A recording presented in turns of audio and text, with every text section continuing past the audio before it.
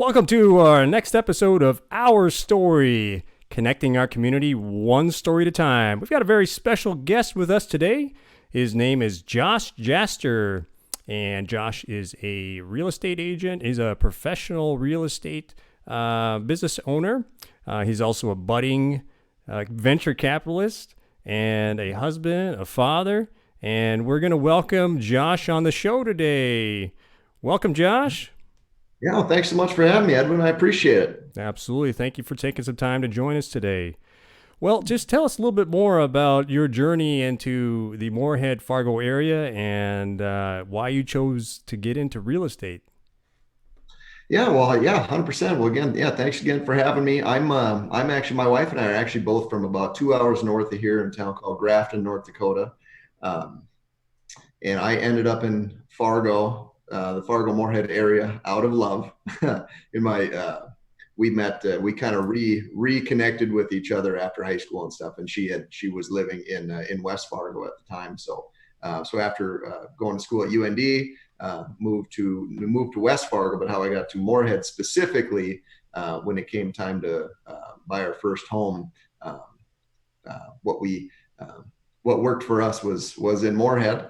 Um, it's funny, being from North Dakota. I always kind of assumed we'd go back over, go back over to the Fargo side, but we had a son, Jason. He got in school and stuff like that, so we're Moorhead for life now.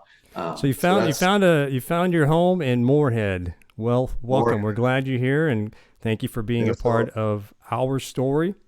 Well, just yeah, share a little bit more about how things are going in the real estate business and what you're seeing these days, as well as some of the tips, tricks, the things that you're learning in your industry. Go ahead. yeah. So it's funny with all the stuff that's going on in the world.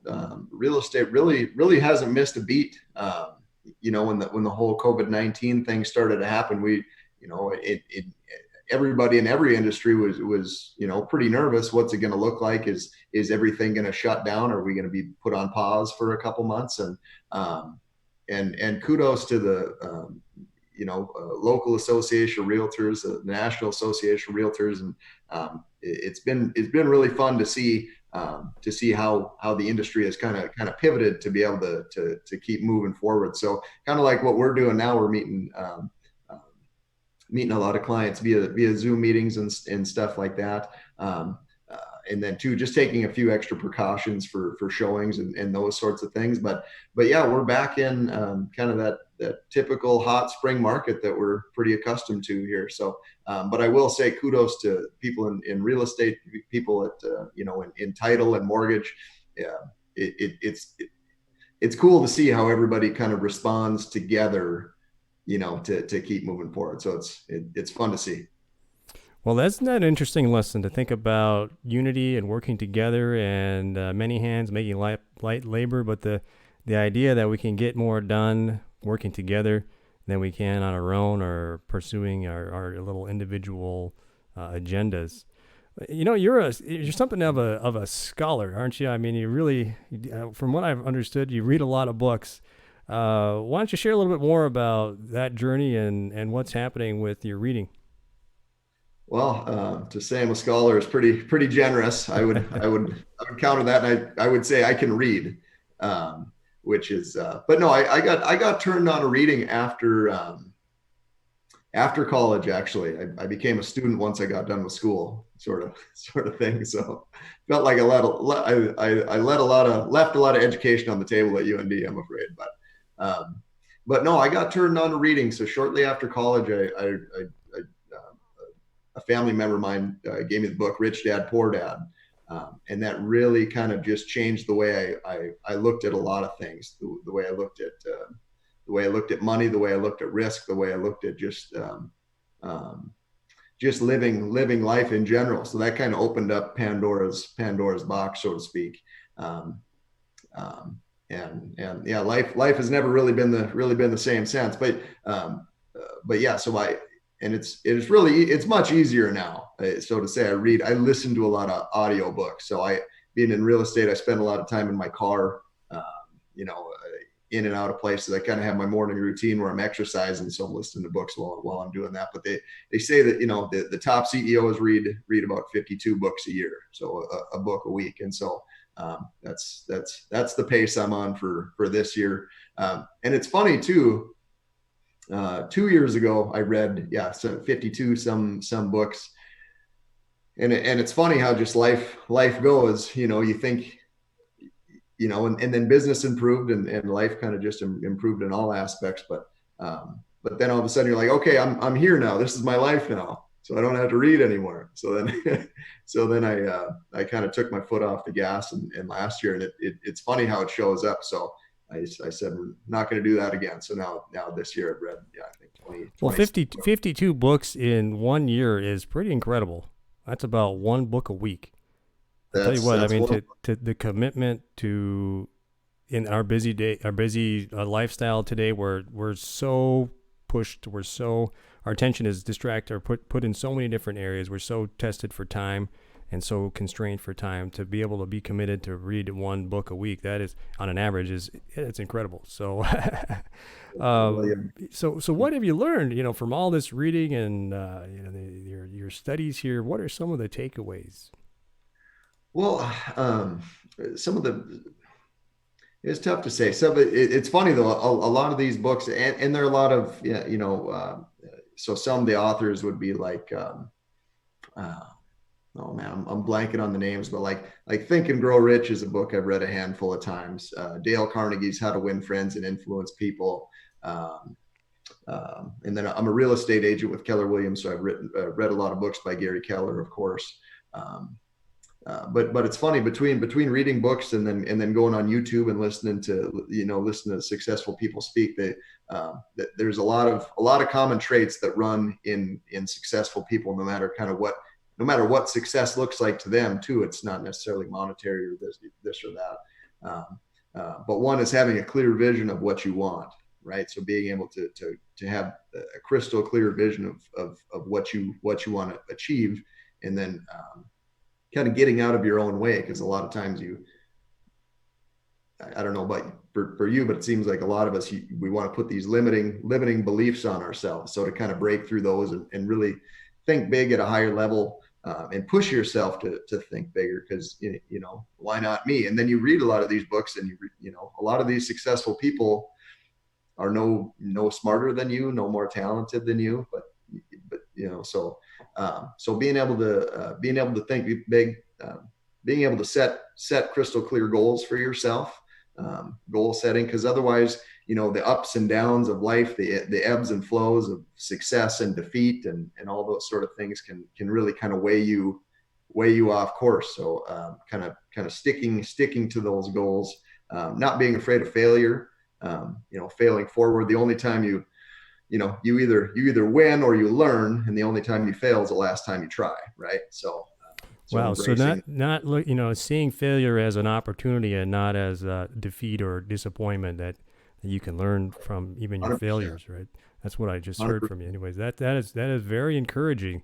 I'll tell you what, Josh. You talked about having a vision. You talked about having clarity, and there's an old saying that a person without vision has no future, or people without a vision are destroyed.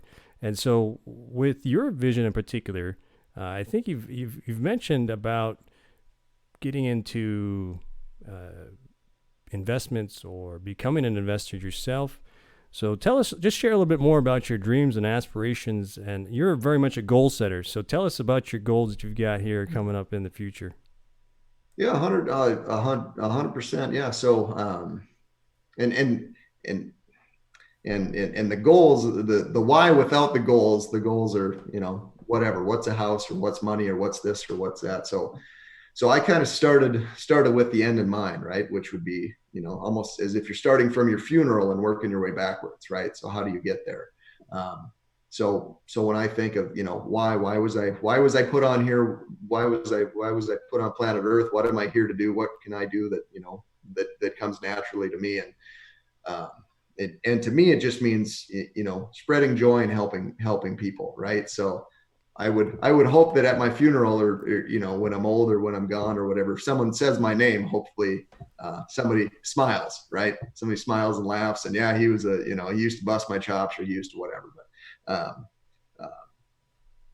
But that's kind of the lens that I have, and then too, people don't remember what you said; they remember how you made them feel. Oh So, yeah. oh, it's great. Josh believed in me. Josh made me, he helped me realize that I can achieve this, or I can do that.